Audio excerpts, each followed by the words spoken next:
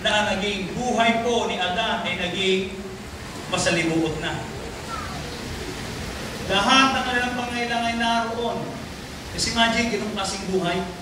Ano lamang po ang dapat nilang gawin? Simple lamang po. All they need to do is to trust and obey God. Ang buhay na pag-anais ng Lord ay sa kanila na.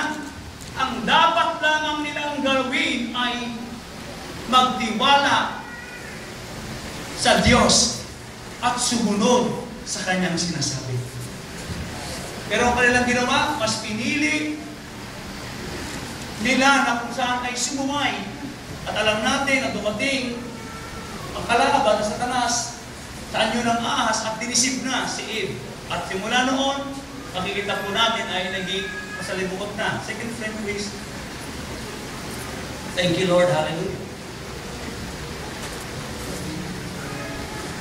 Okay? Now, ating pong diniscuss last week. Naalala ko po yung ano po muna naging agenda o naging po muna ang itinerary ng tao. On the seventh day, God, what? Nagpahinga ang Diyos ang itong araw. Ibig sabihin, ang unang araw ng tao, pahinga agad. Pero mo yung first day, you rest.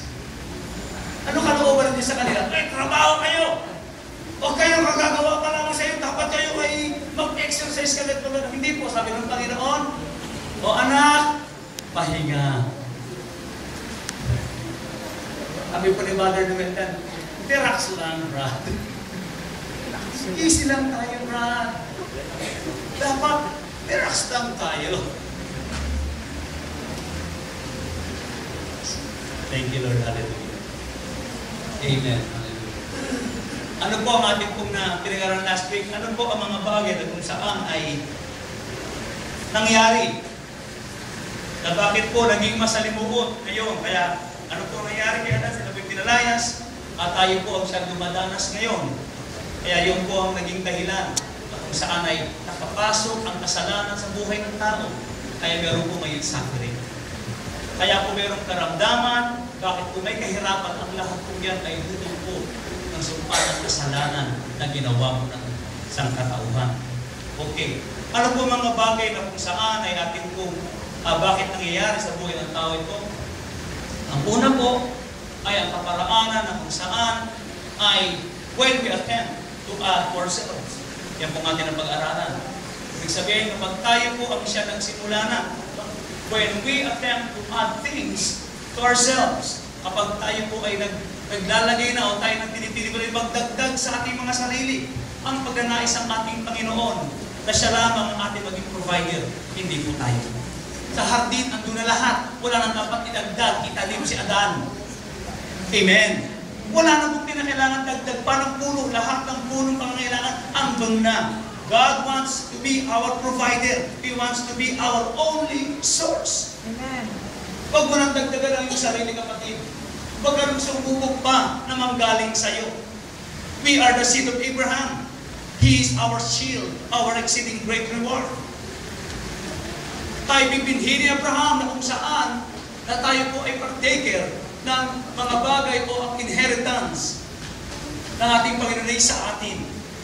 Hallelujah. Ang pangalawang mga bagay na kung saan ay bakit po ang buhay ay nagiging komplikado. Ang pangalawa po ay when we forsake the instructions of the Lord. Pag ating pong tinatalikuran, ang ating pong hindi po natin, when we step out of the will of God, sa instruction ng ating Panginoon, ito po ay nangyayari kapag tayo po ay hindi sumunod.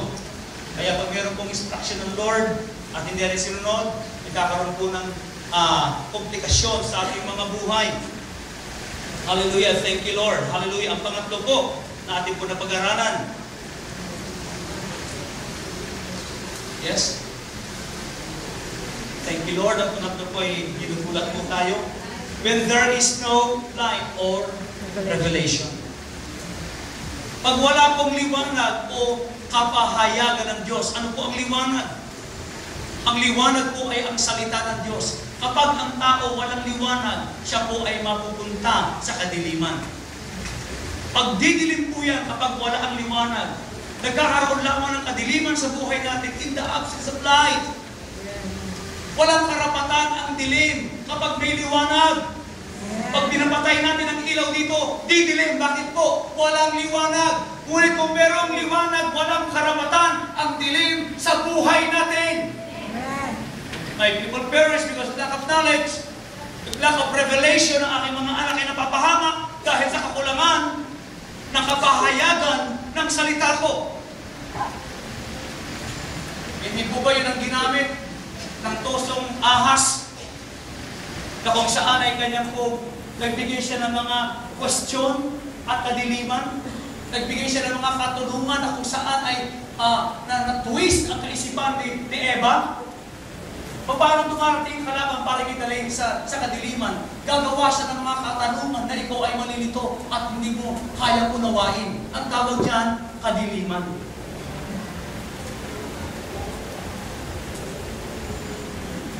Hallelujah. Thank you, Lord. Pero wala po sa atin yung mga buhay. Amen? Amen. Tayo po nasa Panginoon ay nasa liwanag na. Praise God. Hallelujah.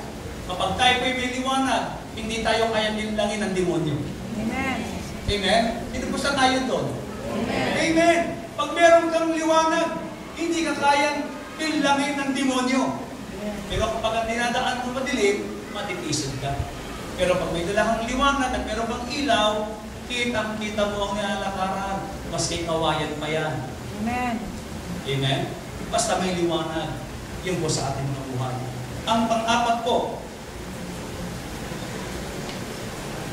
when we fail to seek His direction, pag tayo po ay hindi po natin nahinanap ang direksyon ng Panginoon sa ating mga buhay. Kapag tayo po ay nakahasa kung saan ay hindi tayo nagtatanong muna kung ano ang dapat na gawin sa ating pong pangalakarin. Alam niyo po ba, maraming mga tao na kung saan ay sisigaw na sila pag sila nasa kadiliman na. Pag tayo pinapahamak na, saka tayo tatawag sa ating Panginoon, pero hindi po yun ang pag-anakay sa Lord. Alam niyo po ba na ang buhay, bago pa lumakad, pwedeng manalangin ka na? Pwede sa may dadaanan pa lamang, manalangin ka na, kung saan wala ka pa doon, kasama mo na ang Diyos. Kaya doon pa lamang sa simula, learn to acknowledge Him. Ating po, i-acknowledge, tayo po'y sumangguni sa ating Panginoon. Gaya po'y sinabi ng ating Panginoon, na tayo po'y kanyang gagabayan. Ano po sinabi ng Proverbs chapter 3, verse 5 and 8?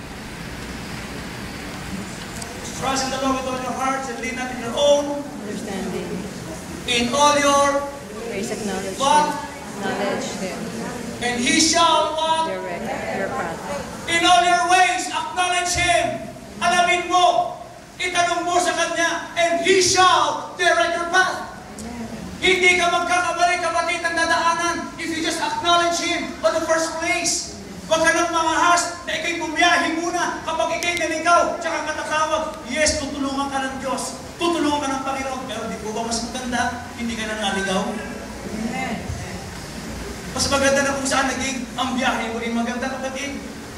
At hindi ka na nagsaya pa ng iyong panahon. Praise God. Hallelujah. When we fail to seek His direction.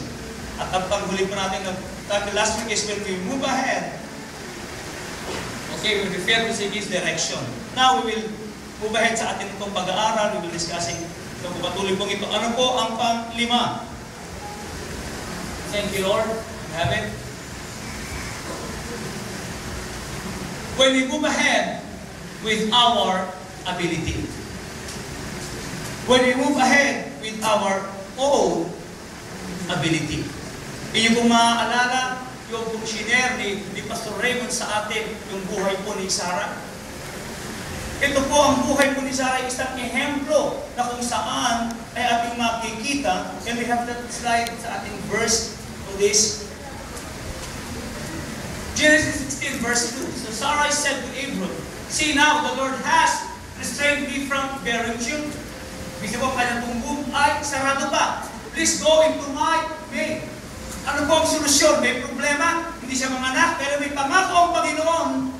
May pangako ang Panginoon, pero ano kayang tugon? Gusto niyang tulungan ng Diyos. Please go into my way, perhaps I shall obtain children by her. And Abraham indeed